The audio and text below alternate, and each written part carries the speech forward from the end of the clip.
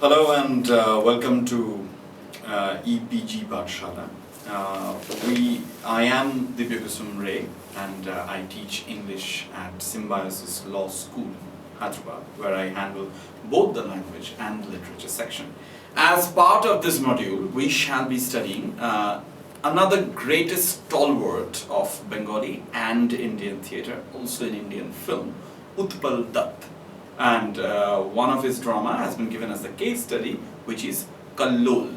Kallol is difficult to translate as in English, but then again it will be in a rough translation, roar or cacophony, but in a very positive sense. What do I mean by positive sense? I shall be talking about it only a few minutes' time. Before we start getting into the deeper side of the play, please do understand that the objective of this module is to introduce you to three things. First, it's IPTA, Indian People's Theatre Association. The second is to go into the life and the works of Utpal Dutt, a few snippets from his biography. And the third one is Kallol as such, the Kallol, the play as such. What is it about? How is exactly Utpal Dutt is energizing his own political values into the play and the others. Now, before we go into Utpal Dutt and we go into Kallol, please understand that Utpal Dutt was a person who was most of the time was guided by his own philosophy and philosophical ideology, and Kallol as such, as a play really, it is also another representation of his political ideology. So what happens is that there is a point of convergence. Utpal Dutt is proceeding towards the final goal of his political ideology. Kallol as a play is also proceeding towards its final goal of political ideology. So naturally there is a converging point where both Utpal Dutt and his play shall be encountering a classic creator and creation syndrome, which is a mirror stage, a mirror of each other, mirror image of each other. If we are talking about Utpal Dutt, we cannot but speak about Kallol. Utpal Dutt, although he is more known to us through his several film appearances, he is actually first and foremost a political dramatist. He was not only an actor, but certainly he wrote the drama as well. Not only that, he played a very important part in the whole stage direction department, the sound, the light, basically a complete man of dramaturgy. Utpal Dutt, by the age of 18, and the year was 1947, he immersed himself in IPTA. IPTA is Indian People's Theatre Association. Indian People's Theatre Association was a collective at that time, which took it upon itself in order to make the people aware of whatever is happening outside. Whatever is happening outside, meaning whatever is happening outside sociologically, politically and financially. And it was not a nice time. 1947 and after that. Utpal Dutt was a leftist dramatist, which means that as if by definition, he was not happy with the present situation that we got after the country got its independence, the so-called independence, as they would be saying. According to him, and according to many other stalwarts at IPTA, that this independence really doesn't hold any value. Why? Because the same hierarchy of the ruler and the ruled was still going on. In the place of the British masters, we have the brown masters, but then again, the color of the skin really doesn't matter. Whether you're being ruled by the white men or the brown men, ruling is the same thing, oppression is also the same thing, and being poor and suffering endlessly certainly doesn't change its own face. So, situation is the same. For the majority of the country, there is absolutely no doubt that the situation remains unchanged. Utpal Dutt was a staunch believer in that respect, in that ideology. And he tried to attack the Congress government, his very favorite political side at that time to attack, actually his favorite enemy was the Congress side, and also the ruling party replied back to him by imprisoning him several times. He was out on bail in order to act in a film directed by Shashi Kapoor, The Guru. But then again, let us go back. Utpal Dutt was at arms with the current political scenario.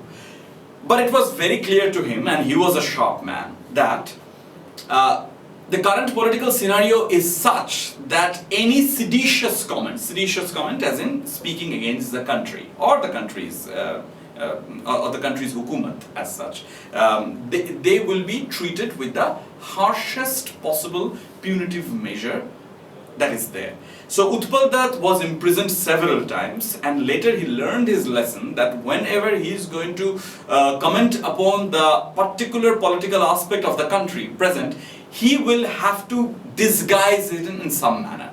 So Kallol comes out as his perfect political disguise, because he is not talking about the Congress politics as such. He is taking the audience back to a time which happened much before. Remember, Kallol was first staged in 1965, but Kallol's background is the Royal Indian Navy Revolt in 1946, 19 years ago. So if we are looking for any villains in the play, we are looking at the Britishers, really. But if we know the direction of the history at that time a little, we shall know that the things are way more complicated than that. Why exactly?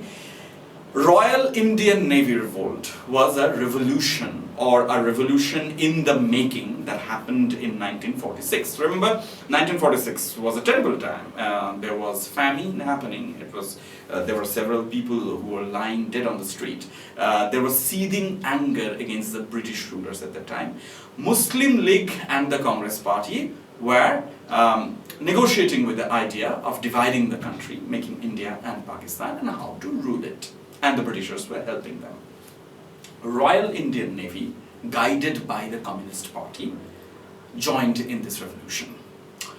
Their basic demand at the very beginning was that the base workers of the Navy, the very base workers, basically the gunners, the other sailors who really do not earn much wage and much respect, they shall be given the equal rights. But then again, that was not happening. It started like that, but very soon it became very, very apparent that they're looking for something big.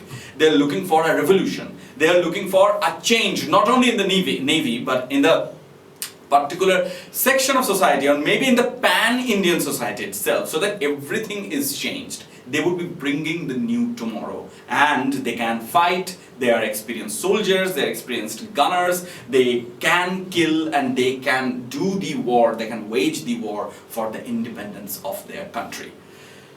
That was so far so good, but later on, the whole revolutionary idea fizzed out somewhere in the middle. Why? Because first of all, it was guided, the only political party that was guiding them at that time was the Communist Party. And the Communist Party was not exactly the favorite of the other parties. So naturally, the Britishers and the Congress Party, they colluded with each other, and they sabotaged the entire process from the very middle. And also the colonies, the naval colonies as such, where people were also hoarding money, hoarding food grains, hoarding weapons in order to fight with the Britishers, those were massacred. Many people died. Many people died, many villages were decimated. At the same time, and more importantly, several like lance officer and other people, other sailors and other gunners were taking part. They were dishonorably discharged from the Navy. Not only that, although they were dishonorably discharged by the Britishers, after the country got the independence, they didn't have their job back and they died in acute poverty.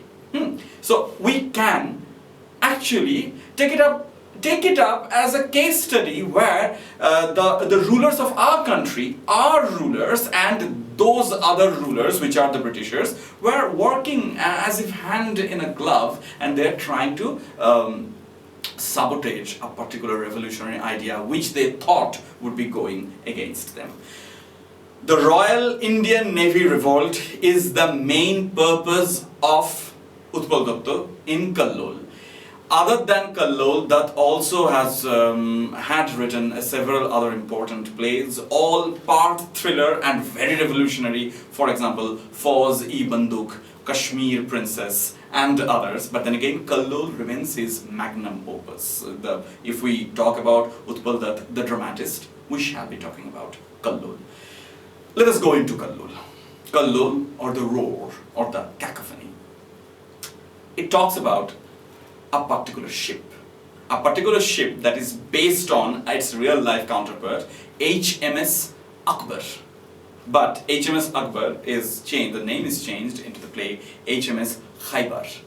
In HMS Khaibar, there is the hero of the play. Remember, Utpal Dutt was telling a story. He is not like Badal Sarkar, who would be completely subverting the basic idea of a story, and would be saying that the play, the very chorus is basically the hero. The very audience is basically the hero. The collective, there are several other people who will be playing different roles. That is the style of Badal Sarkar, not the style of Utpal Dutt. Utpal Dutt wants to tell a story. So there is a hero, there is a villain, and there is also a heroine as such, but we shall be coming to that aspect a little later. His name is Shardul Singh. Shardul Singh is lovesick. Although he's a very good gunner and he's revered by his own fellow countrymen, Shardul Singh is lovesick because Shardul Singh has left his wife Lakshmi Bai in the naval colony. Later on, as the play progresses, he will slowly understand that his personal love for a particular woman is actually not important. What matters is the love for his own country, his own freedom, not only his own freedom, but the social freedom as such. There are several other characters as well, for example, his wife Lakshmi Bai, and then there are other characters, for example, the revolutionary leader, Saxena. Saxena is the revolutionary leader, that is one important character, that's why I'm telling to you about him. Saxena, although he is a revolutionary leader, at the same time he is pliant. What do I mean? Although he believes that the revolution should happen, he also at the same time believes that revolution must come at a price, and to pay that price, if you have to do a handshake with the other bourgeois system, the rulers to a little, negotiating a little, taking out your space a little, then it really does not matter, because success is all that matters. But then again, Shardul Singh and his more radical friends, they certainly think that if you do that handshake, it is not actually a handshake, it is wearing an invisible chain. The revolution that they want, the revolution of total change, that will never come in that way, because those people, they will remain the rulers. Anyhow, and please do understand that whenever I am saying that Shardul Singh is the hero and the Britishers are the villain, I'm not meaning that Utpal Dutt is going down the same way and the hero is the good or villain is the bad purpose. Not really. Shardul Singh has got several negative attitudes, negative attributes in his character. For example, he's headstrong. He's also kind of foolish. At the same time, on the other side, there are several British officers who are, although the loyal subject of Her Majesty, but at the same time, they are kind of sympathetic to the revolutionaries and their cause. For example, there is an officer who is extremely good at curbing down the revolution, Rattray, but he does not want to sabotage them. Why? Because he has the old value. The enemy cannot be sabotaged. You'll have to fight them on the ground, you'll have to defeat them. If you cannot, you get yourself defeated, but then again, you cannot sabotage them, because that is not proper enough. Also, there is another officer called Rebello. Rebello is another person who has got a slight hint of sympathy for the revolutionaries themselves, but then again, he is helpless under the command of his superiors. We start with Kallol. Kallol starts with a battle scene, a fight that is happening on the sea with an Italian ship. That Italian ship is destroyed, but drunk by that victory and drunk by the sense of their own power, the sailors on the ship, they decide that it's enough. They are not going to take the orders from their white superiors.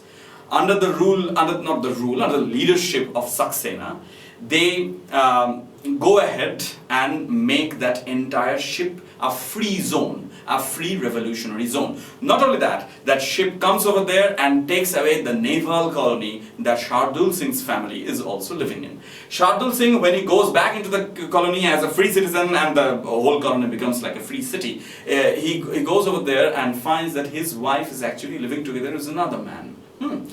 He is devastated at first and he wants to kill both of them, but then again later on he understands that he has been missing in action for so long that everybody has their own particular life and they will go ahead with it. There is no stopping it. As I said, Shardul Singh started off as a lovelorn sailor, but later he became a true revolutionary and they started to fight.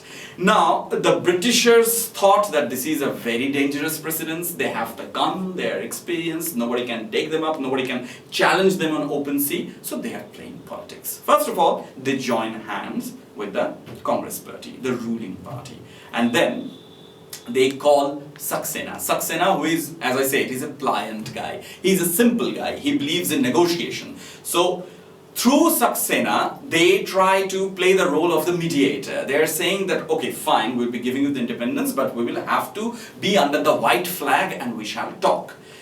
Now, the sailors, in their simplicity, respond to that. They come under the white flag, but immediately they are arrested. And when Saxena asks that what happened to our MOU, our Memorandum of Understanding, that nobody will be arrested and everybody will be let go scot-free, then they say, people like these, what sort of promise are you supposed to make? Even if you are going to promise them something, these people are like snakes. These people, as in the sailors, the Indians, the revolutionaries. These people are like snakes. They will bite you at the very first go, so we are arresting them. The sailors are not only arrested, they are betrayed, arrested and taken to custody where they are tortured unspeakably and they are finally killed. At the same time, the envoy, in a military armored British car, they go over there in the colony and they blackmail Shardul Singh's wife and mother, saying that show us where exactly you are hoarding the arms and ammunitions so that we will be sparing Shardul Singh's life. In order to get mercy for Shardul, they give them that. But when they go in the custody, in order to meet Shardul, all they see is his dead body. And the officer, as I said, the other character, sympathetic a little bit towards the revolutionary side, Revolt, when they're when he sees that the people are crying over there on Shardul's body, he is dumbfounded because he didn't have any idea. He understands that he also has been duped by his officials because the officials didn't reveal this plan thinking that Revolt is too soft. The play ends in a tragedy. The play ends in a tragedy. The hero dies. The audience is tremendously involved, completely seeped in the basic vibe of the story. But later, it is spoken by the commentator, and there is a commentator throughout the entire play who would be coming over there and speaking audience's mind. When the drop scene comes down, the commentator comes to the stage and says that, yes, this was the fate of the Royal Indian Navy Revolution, but we are not going to stop here. This Shardul Singh's death is going to be a catalyst for the birth of several thousand Shardul Singhs all over the country.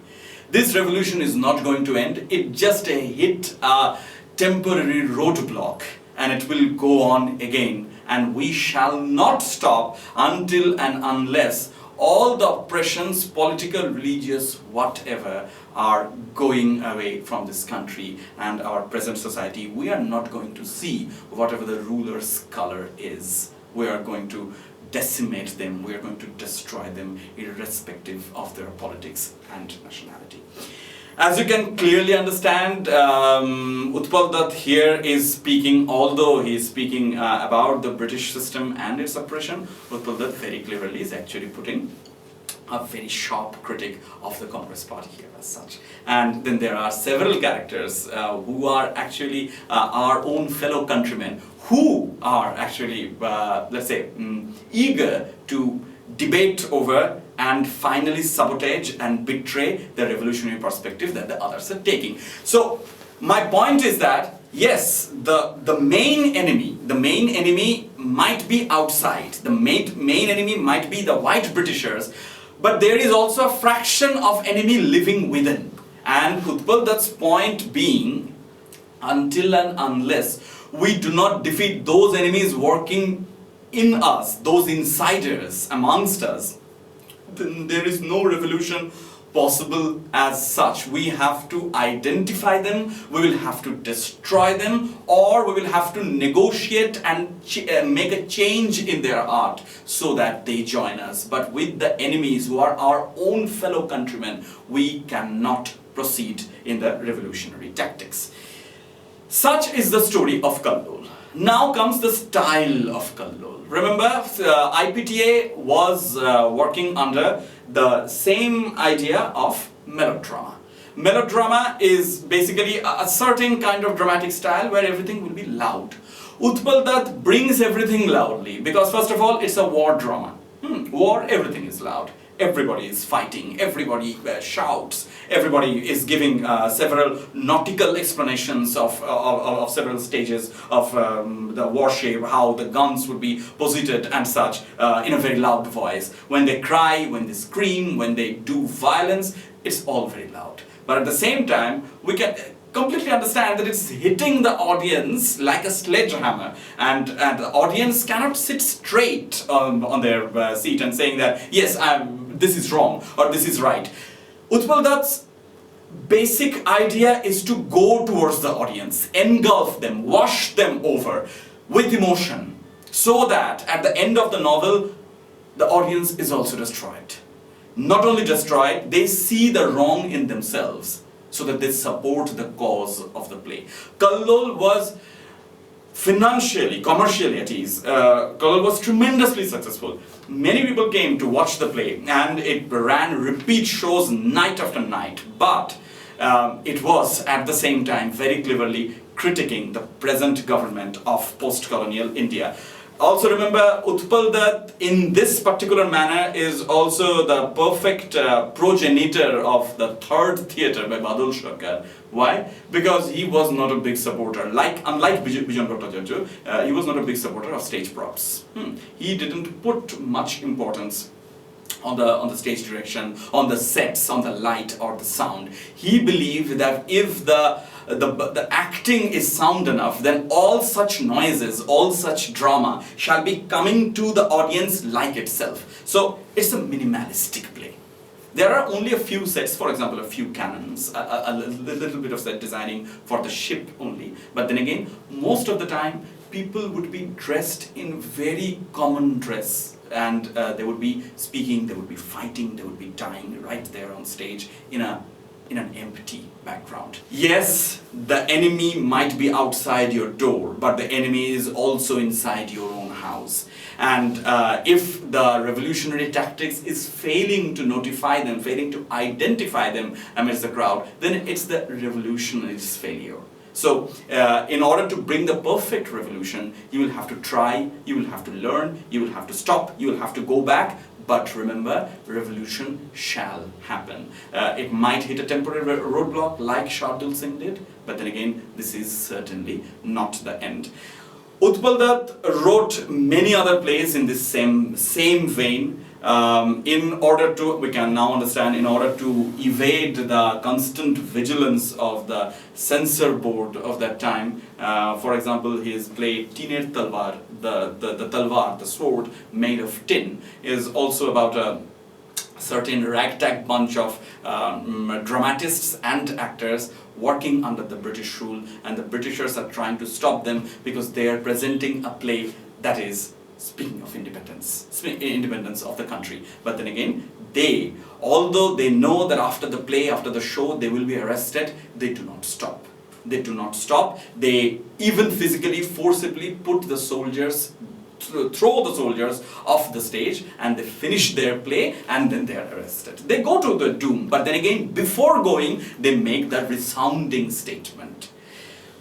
That's point one. Point two is Utpal Datta style-wise is the perfect progenitor, the perfect precursor of the third theatre by Badal Sarkar. Badal Sarkar, about whom you'll be learning about in a different module. And over there, Badal Sarkar brought the minimalistic style of play. Utpal Datt actually brought it for the first time. And the ship, the gun, the sound, the light, everything would be dependent, almost congruent to the actor's line delivery. So, melodrama-wise, minimalistic dramaturgy-wise, this particular play is considered to be one of the greatest ever that happened on Indian stage. It was also the greatest play written, as many claim, by Utpal Datt himself. Utpal Datt later expands his career, he goes into commercial movies, he does the film, the very famous comedy film with Amol Palekar called Golmaal, the original Golmaal. But then again, his claim to fame, his real love always lies with the play. And that would be the end of it, I guess. We shall be seeing each other. If you want to know anything else regarding this, you can refer to the e-text that has been attached to this file. And then there is also the Learn More section. There are several other snippets of Utpal Datta's biography. And there is also a detailed explanation of what the Kallol was like, the scene-wise and act-wise. That is the end of this discussion. Thank you very much. We shall meet each other again.